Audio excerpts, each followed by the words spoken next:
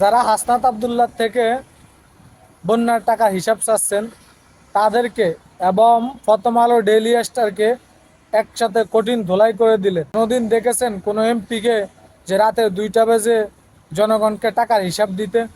হাসনাত আবদুল্লাহ তাই করেছে। আপনাদেরকে বলি, আপনার কিছু অশিক্ষিত লোক আছে না যারা বলেন যে বন্যার টাকা কই, তারপর হচ্ছে যদি খেজুরের টাকা হিসাব দিয়ে 10 কোটি টাকা মেরে দেওয়া যায়।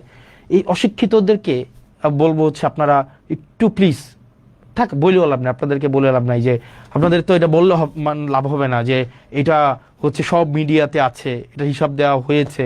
আবার এটা নেটে সার্চ করলে হচ্ছে রিসার্চ একদম বের হয় ওই যে কয় টাকা কোন খাতে বরাদ্দ দেওয়া হয়েছে, এটা তো আছে। কিন্তু আপনারা আপনাদের বিবেক তো হচ্ছে ভাইয়ের জুতার নিচে আপনারা বিবেকটা বর্গা দিয়ে রাখছেন, অথবা আপনাদের মগজ দিয়ে হচ্ছে আপনাদের মগজ তো মাথায় নেই, আপনাদের মগজ তো somewhere else down words your হচ্ছে প্যাট, ওখানে আপনাদের মগজটা আছে।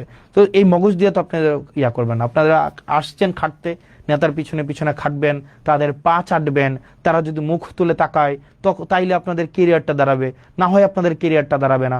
উমুক ভাইয়ের সফলতার উপর আপনার কেরিয়ার নির্ভর করে, তুমুক ভাইয়ের পদ পাওয়ার উপরে আপনার সফলতা নির্ভর করে। এই যারা এই পরগাছা এবং আগাছা প্রকৃতির আপনারা যারা আছেন, যারা উমুক নেতার মোবাইল নাম্বার সেভ করে আপনার হচ্ছে ফোন চালাইয়া হচ্ছে আপনার সামাজিকভাবে এক ধরনের প্রভাব বিস্তার করার এক ধরনের প্রবণতা রয়েছে। উমুক নেতার সাথে ছবি থাকলেই কেবলমাত্র আপনার নিজের ব্যক্তিত্ব হচ্ছে পৃথিবীতে প্রতিষ্ঠিত হয়, না হয় আপনার নিজের পরিচয় বলতে আপনার কিছুই নাই।